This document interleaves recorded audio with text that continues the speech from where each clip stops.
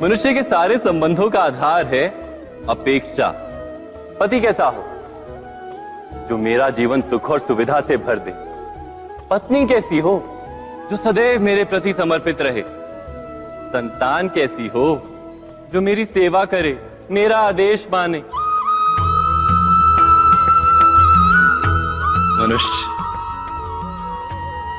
मनुष्य उसी को प्रेम भी कर पाता है जो उसकी अपेक्षा पूर्ण करता है। और अपेक्षा की तो नियति है भंग होना। कैसे? क्योंकि अपेक्षा मनुष्य के मस्तिष्क में जन्म लेती है। कोई अन्य व्यक्ति उसकी अपेक्षाओं के बारे में जान ही नहीं पाता। पूर्ण करने की प्रामाणिक इच्छा हो तब भी कोई मनुष्य किसी की अपेक्षाओं को पूर्ण नहीं कर पाता। और वहां से जन्म लेता है संघर्ष। सारे संबंध संघर्ष में परिवर्तित हो जाते। पर मनुष्य अपेक्षा को संबंध का आधार ना बनाए और स्वीकार करे केवल संबंध का आधार, तो क्या ये जीवन स्वयमेव सुख और शांति से नहीं भर जाएगा? स्वयं विचार कीजिएगा।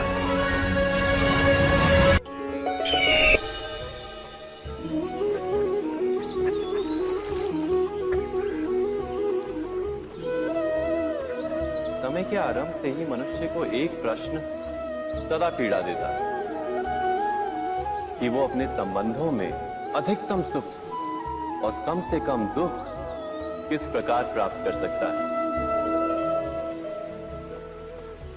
क्या आपके सारे संबंधों ने आपको संपूर्ण संतोष दिया है? विचार कीजिए।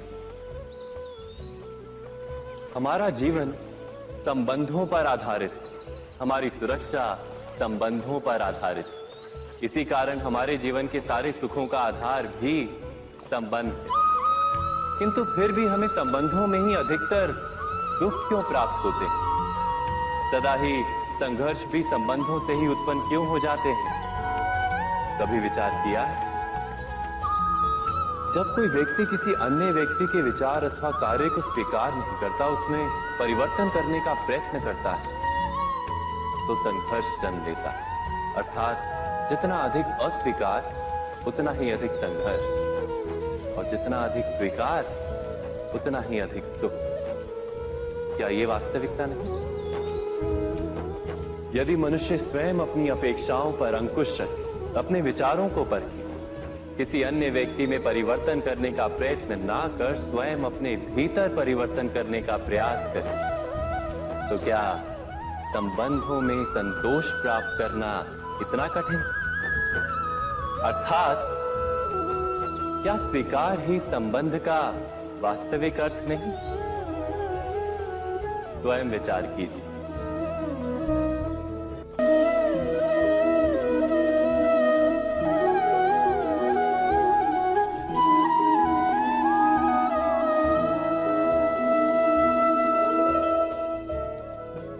जब किसी व्यक्ति को किसी घटना में अन्याय का अनुभव होता है, तो वो घटना उसके अंतर को झकझोर देती।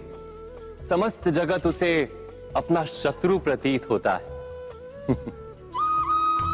अन्याय लगने वाली घटना जितनी बड़ी होती है, मनुष्य का हृदय भी उतना ही अधिक विरोध करता है।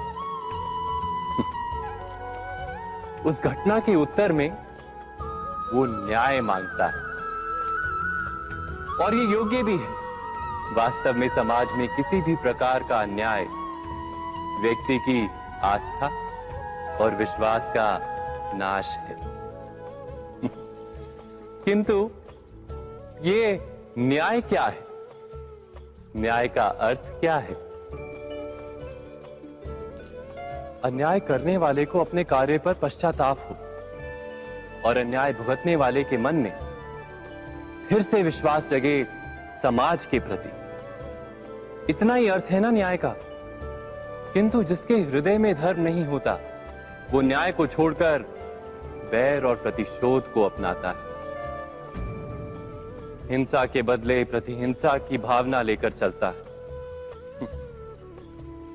स्वयं भोगी हुई पीड़ा से कहीं अधिक पीड़ा देने का प्रयत्न करता है और इस मार्ग पर चलते अन्याय को भुगतने वाला स्वयं अन्याय करने लगता है।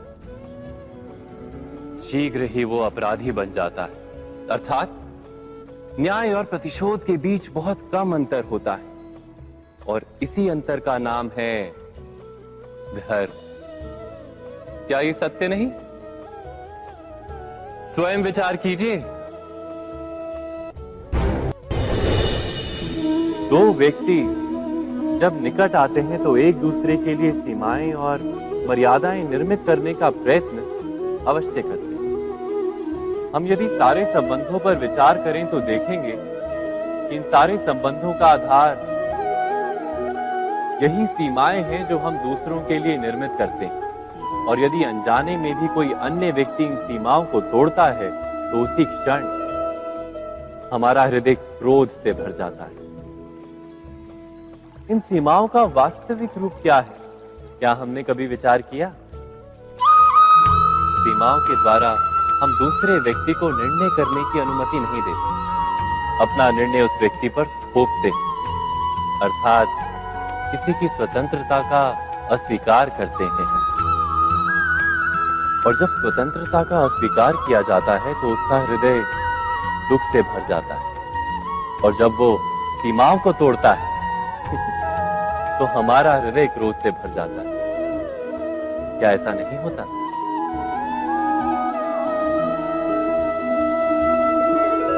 पर यदि एक दूसरे की स्वतंत्रता का सम्मान किया जाए तो किसी मर्यादाओं या सीमाओं की आवश्यकता ही नहीं होती।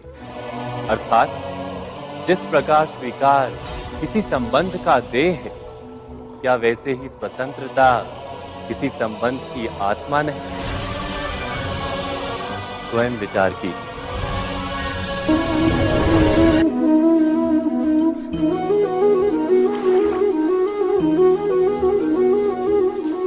पिता सदा ही अपने संतान के सुख की कामना करते हैं, उनके भविष्य की चिंता करते रहते हैं। इसी कारणवश सदा ही अपने संतानों के भविष्य का मार्ग स्वयं निश्चित करने का प्रयत्न करते रहते हैं। जिस मार्ग पर पिता स्वयं चला है, जिस मार्ग के कंकर पत्थर को स्वयं देखा है, मार्ग की छाया, मार्ग की धूप को स्वयं जाना है, उसी मार्ग पर उसका पुत्र भी चले, यही इच्छा रहती है हर पिता की। निसंदेह उत्तम भावना है ये, किंतु 3 प्रश्नों के ऊपर विचार करना हम भूल ही जाते हैं। कौन से प्रश्न? प्रथम प्रश्न, क्या समय के साथ प्रत्येक मार्ग बदल नहीं जाते? क्या समय सदा ही नई चुनौतियों को लेकर नहीं आता? तो फिर बीते हुए समय के अनुभव नई पीढ़ी को किस प्रकार लाभ दे सकते हैं? दूसरा प्रश्न, क्या प्रत्येक संतान अपने माता पिता की छवि होता है? हाँ, संतानों को संस्कार तो अवश्य माता पिता देते हैं, किंतु भीतर की क्षमता तो ईश्वर देते हैं। तो जिस मार्ग पर पिता को सफलता मिली है, विश्वास है कि उसी मार्ग पर उसकी संतानों को भी सफलता और सुख प्राप्त होगा। तीसरा प्रश्न, क्या जीवन के संघर्ष और चुनौतियां लाभकारी नहीं होती? क्या प्रत्येक नया प्रश्न एक नए उत्तर का द्वार नहीं खोलता? तो फिर संतानों को नए नए प्रश्नों, संघर्षों और चुनौतियों से दूर रखना, ये उनके लिए लाभ करना कहलाएगा या हानि पहुंचाना? अर्थात जिस प्रकार संतान के भविष्य का निर्माण करने के बदले उसके चरित्र का निर्माण करना श्रेष्ठ है, वैसे संतानों के जीवन का मार्ग निश्चित करने के बदले उन्हें नए संघर्षों के साथ जूझने के लिए मनोबल व ज्ञान देना अधिक लाभदायक नहीं होगा? स्वयं विचार कीजिए। सबके जीवन में ऐसा प्रसंग अवश्य आता है कि सत्य कहने का निश्चय होता है हृदय में, किंतु मुख से सत्य निकल नहीं पाता। कोई भय मन को घेर लेता है। किसी घटना अथवा प्रसंग के बारे में बात करना या फिर स्वयं से कोई भूल हो जाए उसके बारे में कुछ बोलना, क्या ये सत्य है? नहीं, ये तो केवल तथ्य है। अर्थात जैसा हुआ था वैसा केवल बोल देना सामान्य सी बात है। किंतु कभी कभी उस तथ्य को बोलते हुए भी भय लगता है। कदाचित किसी दूसरे की भावनाओं का विचार आता है मन, दूसरे को दुख होगा ये भय भी शब्दों को रोकता है। तो ये सत्य क्या है? क्या हमने कभी विचार किया है? जब भय रहते हुए भी कोई तथ्य बोलता है तो वो सत्य कहलाता है। वास्तव में सत्य कुछ और नहीं, केवल निर्भयता का दूसरा नाम है। और निर्भय होने का कोई समय नहीं होता, क्योंकि निर्भयता आत्मा का स्वभाव है। अर्थात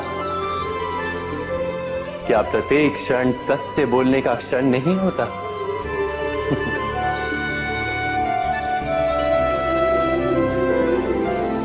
स्वयं विचार कीजिए। जब भी किसी की आशा और इच्छा भंग होती है तो उसका हृदय क्रोध से भर जाता है। जिस व्यक्ति को वो अपना अपराधी समझता है उसे दंड देने का प्रयत्न करता है।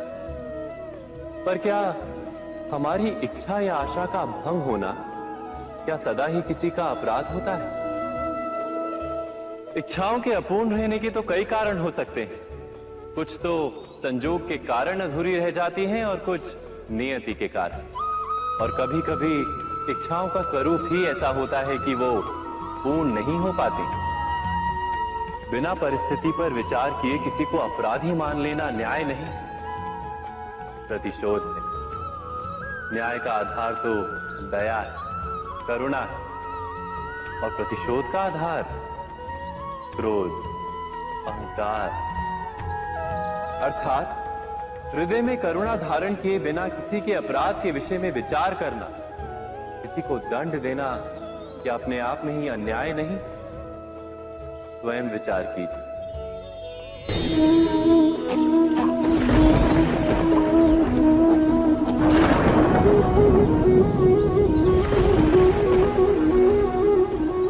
सपनों और पूर्वाभासों के आधार पर हम भविष्य के सुख दुख की कल्पना करते हैं। भविष्य के दुख का कारण दूर करने के लिए हम आज योजना बनाते हैं। किंतु कल के संकट को आज निर्मूल करने से हमें लाभ मिलता है या हानि पहुंचती है? ये प्रश्न हम कभी नहीं करते। सत्य तो ये है कि संकट और उसका निवारण साथ जनते हैं, व्यक्ति के लिए भी और सृष्टि के लिए भी। नहीं, आप अपने भूतकाल का स्मरण कीजिए, इतिहास को देखिए।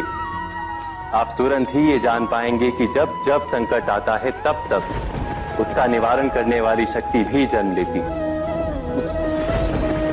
यही तो जगत का चलन है।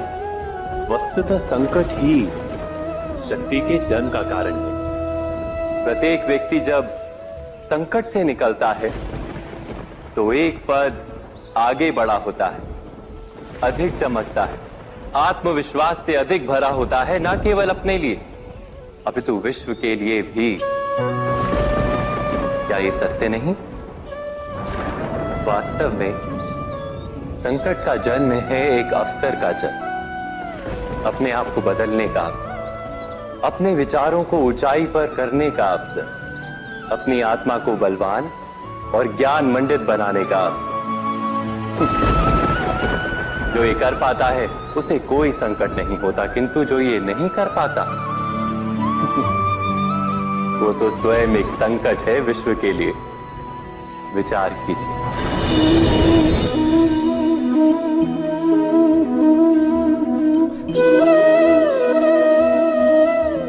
परंपरा में धर्म बसता है और परंपराएं ही धर्म को संभालने का कार्य करती हैं, ये सत्य है।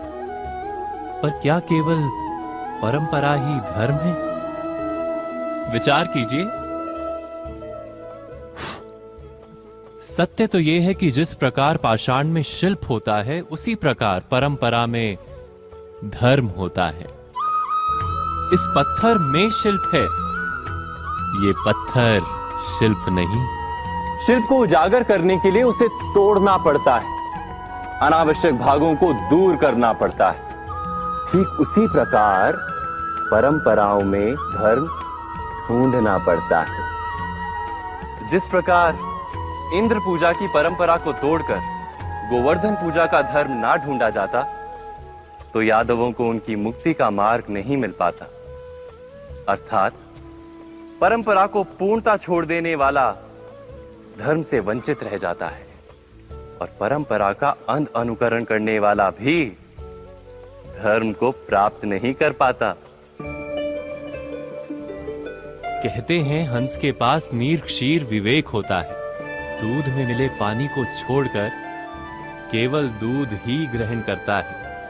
तो क्या सच्चा धर्म प्राप्त करने के लिए हृदय में ज्ञान से जन्मा विवेक आवश्यक है?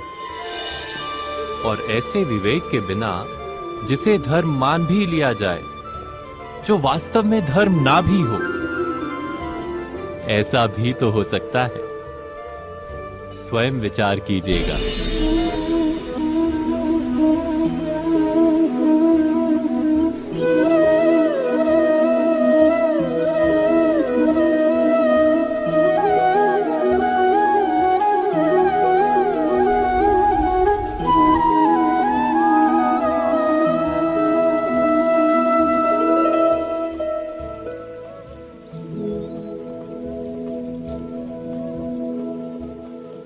भविष्य के आधार पर सब आज का निर्णय लेना चाहते हैं।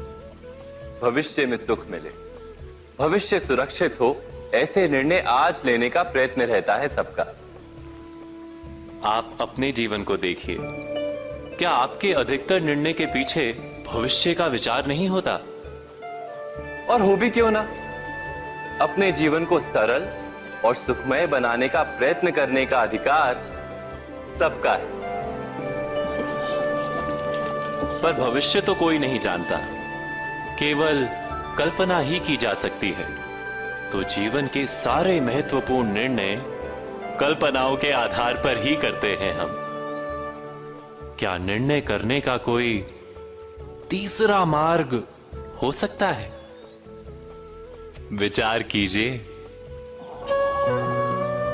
सारे सुखों का आधार धर्म है, और वो धर्म मनुष्य के हृदय में बसता है। तो प्रत्येक निर्णय से पूर्व स्वयं अपने हृदय से ये प्रश्न अवश्य पूछ लेना कि ये निर्णय स्वार्थ से जन्मा है या धर्म से। क्या इतना पर्याप्त नहीं? भविष्य के बदले धर्म का विचार करने से क्या भविष्य अधिक सुखपूर्ण नहीं होगा? स्वयं विचार कीजिए। व्यक्ति को जब उसके अपराध का दंड मिलता है, तब कभी कभी उस न्याय को देखकर मन कचोटता है। प्रश्न उठता है हृदय में कि जब वो अपराध हुआ था, तब व्यक्ति भिन्न था। उसके पश्चात उसने इतने पश्चाताप किए, स्वयं में इतना परिवर्तन किया, फिर उसे दंड क्यों मिले? पर जहां आघात होता है, वहां प्रत्याघात भी होता है। जैसा कर्म वैसा फल। यदि किसी को प्रेम दोगे तो सुख प्राप्त होगा, यदि किसी की हत्या करोगे तो मृत्यु दंड मिलेगा। जैसा कार्य वैसा ही न्याय। तो फिर प्रायश्चित और पश्चाताप का कोई मूल्य नहीं है? अवश्य है मूल्य। प्रायश्चित और पश्चाताप मनुष्य की आत्मा को बलवान करता है। आने वाले दंड को स्वीकार करने के लिए मनुष्य को तैयार करता है। अर्थात बिना प्रायश्चित के दंड स्वीकार करने का कोई मूल्य है? स्वयं विचार कीजिए।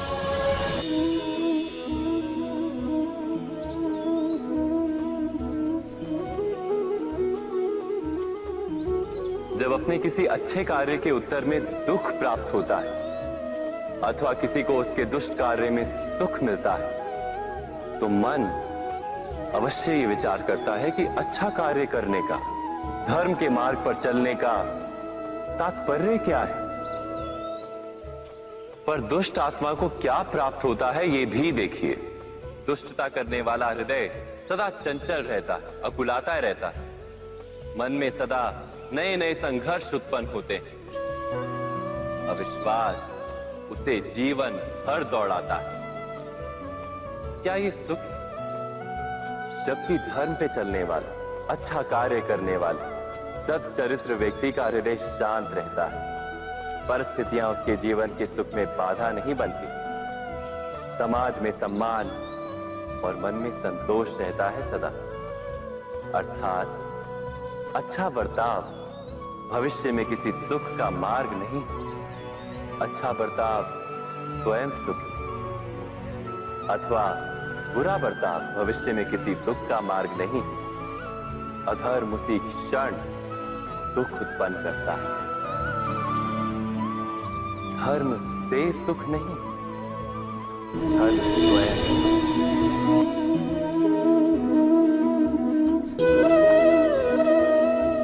सत्ता की लालसा सबके हृदय को घेरे रहती है।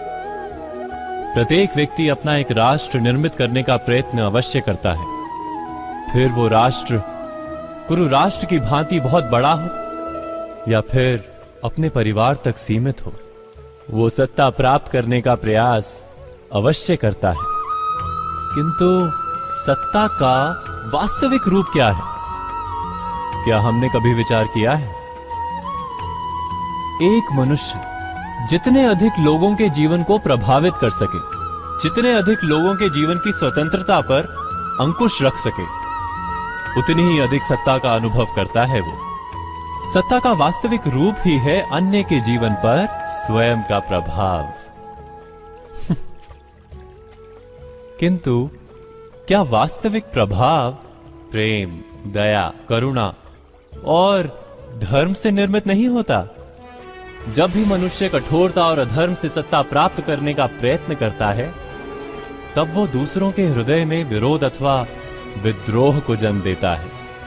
और परिणाम कुछ इस प्रकार। हां, कुछ समय के लिए वो स्वयं को प्रभावी और शक्तिशाली अवश्य पाता है, किंतु वो वास्तविक सत्ता नहीं। यही कारण है कि भृगु और वशिष्ठ जैसे ऋषियों की आज भी पूजा की जाती है, रावण और हिरण्यकशिपु की नहीं। इस पर तो आप विचार अवश्य करें। सत्य कहा ना?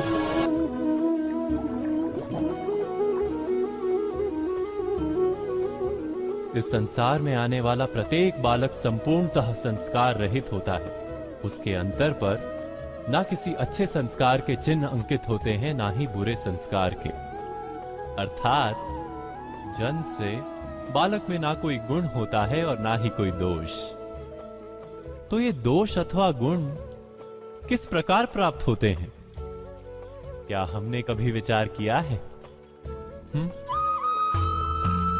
जो बात माता पिता के मुख से निरंतर सुनी जाती है, वही बात उनकी संतानों के हृदय का संस्कार बनती है। जैसे किसी गांव में नदी तट तक एक पगडंडी बन जाती है केवल उस मार्ग पर बार बार चलने के कारण।